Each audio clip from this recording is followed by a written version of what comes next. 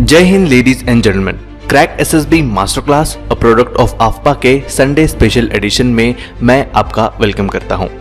हर बार की तरह इस एडिशन में भी हम Indian arm forces related interesting facts और इंफॉर्मेशन स्कैन करेंगे जिनकी नॉलेज आपको एज ए डिफेंस एस्पिरेंट होनी चाहिए। इस एडिशन में हम इंडियन आर्मी की ऑफिसर रैंक्स और इन रैंक्स की इंसिग्निया और रोल्स देखेंगे। इस एडिशन में हमने लेफ्टिनेंट रैंक को ज़्यादा डिटेल में कवर करने की कोशिश की है। अब और देरी न करते हुए चलिए स्कैन करते हैं फर्स्ट रैंक लेफ्टिनेंट।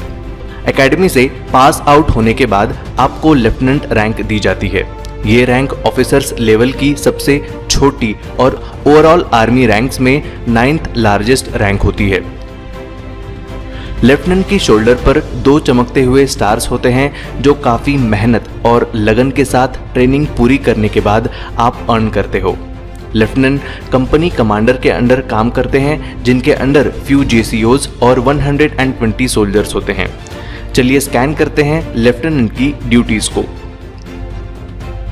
लेफ्टिनेंट बनने के बाद आप वेरियस ड्यूटीज परफॉर्म करोगे। ऑपरेशनल ड्यूटीज की बात करें तो लेफ्टिनेंट अपने सोल्जर्स को ऑपरेशनल रोल्स और प्रोफेशनल कोर्सेज में ट्रेनिंग के लिए तैयार करता है और वेपन्स मेंटेनेंस भी करवाता है। वॉर टाइम में एडवांस पार्टी को लीड करने की जिम्मेदारी लेफ्टिनेंट की ही होती है। स्पेशल ऑपरेशंस जैसे पेट्रोलिंग करना लेफ्टिनेंट के शोल्डर्स पर होता है। लेफ्टिनेंट बनने के बाद आप पर ट्रूप्स के डॉक्यूमेंटेशन, उनकी फैमिली के वेलफेयर के लिए काम करना, सराउंडिंग में हाइजीनिक एनवायरनमेंट मेंटेन करना, इस तरह की एडमिनिस्ट्रेटिव ड्यूटीज भी शामिल होती है। इसी के साथ रेशन, फूड सप्लाई इंश्योर करना और कंपनी के सराउंडिंग की क्लीनलीनेस मेंटेन करवाना भी आपके अंडर आता है। अब स्कैन करते हैं नेक्स्ट रैंक को। नेक्स्ट रैंक है कैप्टन। 2 ईयर की सर्विस के बाद अब आपको कैप्टन रैंक पर प्रमोट कर दिया जाएगा। कैप्टन इंडियन आर्मी की 8th हाईएस्ट कमीशन रैंक है। प्रमोशन के बाद अब आपके यूनिफॉर्म की शोभा 2 की जगह 3 स्टार्स बढ़ाएंगे। कैप्टन कंपनी के लिए रिस्पॉन्सिबल होता है। कैप्टन कंपनी और बैटरी को लीड करता है। साथ ही एडजुटेंट, क्वार्टर मास्टर, जीपीओ का काम भी कैप्टन के ड्यूटी लिस्ट में आते हैं। अब आगे बढ़ते हैं मेजर रैंक पर। मेजर इंडियन आर्मी में 7th हाईएस्ट कमीशन रैंक है। 6 ईयर्स की कमीशन सर्विस के बाद आप मेजर रैंक पर प्रमोट होने के लिए एलिजिबल हो जाते हो। लेकिन एक बात यहाँ ध्यान रखने वाली है, अब तक टाइम बाउंड प्रमोशंस हो रहे थे, बट अब आपको पार्ट बी एग्जाम देनी होगी जिसे क्लियर करके आपको प्रमोशन मिलेगा। मेजर रैंक पर प्रमोट होने के बाद आपके शोल्डर्स पर होगा एक स्टेट एम्बलम। रोल्स की बात करें तो मेजर कंपनी और बैटरी को लीड करता है। साथ ही एडजुटेंट, क्वार्टर मास्टर और जीपीओ का भी काम करता है। यानी सिमिलर टू कैप्टन, मेजर की भी काफ़ी सारी ड्यूटीज होती है। नेक्स्ट है lieutenant colonel rank. Lieutenant colonel 6th highest commission rank होती है। 13 ईयर्स की कमीशन सर्विस के बाद अब आप लेफ्टिनेंट कर्नल के लिए एलिजिबल हो जाते हो। यहाँ भी similar to major rank, promotion के लिए आपको एग्जाम क्वालिफाई करनी होती है। इस एग्जाम को पार्ट डी एग्जाम कहते हैं। लेफ्टिनेंट कर्नल की रैंक पर प्रमोट होने के बाद आप अपने शोल्डर्स पर एक स्टार और एक स्टेट एम्बलम लगाएंगे। लेफ्टिनेंट कर्नल के रोल्स की बात करें तो ट्रूप्स को मैनेज करना, अकाउंट्स मैनेज करना और ट्रूप्स को ट्रेनिंग देना, ये लेफ्टिनेंट कर्नल की बेसिक रिस्पॉन्सिबिलिटीज होती है। Lieutenant colonel second in command होते हैं, मतलब कमांडिंग ऑफिसर की एब्सेंस में लेफ्टिनेंट कर्नल बटालियन को लीड करता है। अब हम देखेंगे कर्नल रैंक को। कर्नल इंडियन आर्मी की 5th highest commission service rank है। अब तक हमने टाइम बाउंड रैंक्स देखी। इसका मतलब एक पर्टिकुलर पीरियड, एक पर्टिकुलर टाइम स्केल के बाद आप प्रमोशन के लिए एलिजिबल हो जाते थे।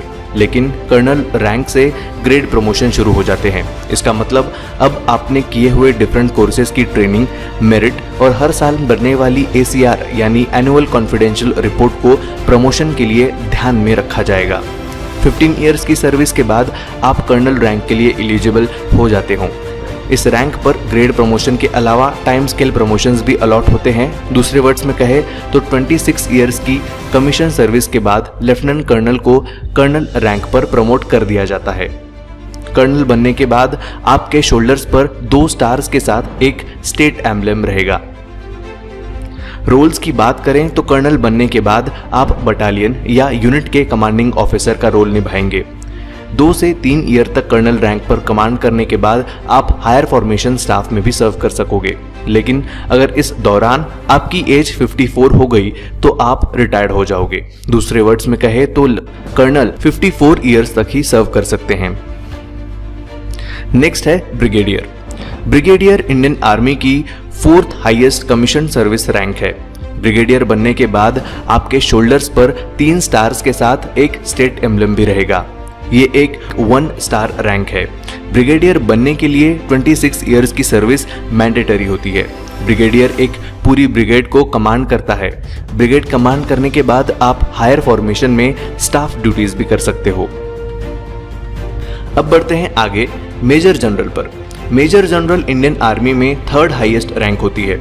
मेजर जनरल के शोल्डर्स पर एक स्टार और क्रॉस फॉर्मेशन में बेटन और स्वार्ड लगी हुई होती है। मेजर जनरल 2 स्टार रैंक होती है। मेजर जनरल रैंक के लिए 32 इयर्स की कमीशन सर्विस के बाद ब्रिगेडियर एलिजिबल हो जाते हैं। मेजर जनरल एक डिवीजन को कमांड करता है जिसमें रफली 15,000 ट्रूप्स शामिल होते हैं। डिवीजन कमांड करने के बाद आप हायर फॉर्मेशन में कोर कमांडर या फिर आर्मी हेडक्वार्टर्स में सर्व करोगे। मेजर जनरल की रिटायरमेंट एज 58 इयर्स होती है। नेक्स्ट है lieutenant general. Lieutenant general army में 2nd highest commission service rank है। आप लेफ्टिनेंट जनरल बनने के बाद आपके शोल्डर्स पर एक नेशनल एम्बलम के साथ क्रॉस फॉर्मेशन में बेटन और स्वॉर्ड लगाएंगे। लेफ्टिनेंट जनरल 3 स्टार रैंक होती है। 36 इयर्स की सर्विस के बाद मेजर जनरल लेफ्टिनेंट जनरल बनने एलिजिबल हो जाते हैं। लेफ्टिनेंट जनरल एक कमांड और कोर को कमांड करता है। वही लेफ्टिनेंट जनरल बनने के बाद vice chief of army staff भी बनाए जा सकते हो। लेफ्टिनेंट जनरल की रिटायरमेंट एज 60 इयर्स होती है। अब हम बात करते हैं इंडियन आर्मी जनरल की।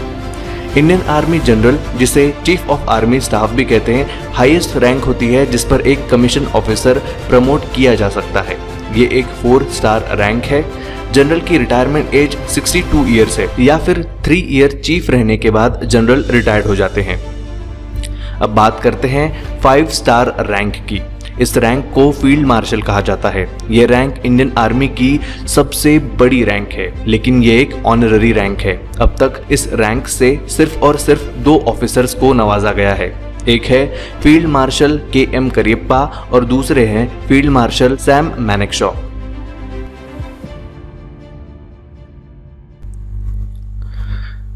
तो लेडीज एंड जेंटलमैन, ये था इस एडिशन का एंड। अगले एडिशन में फिर मिलेंगे। तब तक के लिए आप इस वीडियो को शेयर कीजिए।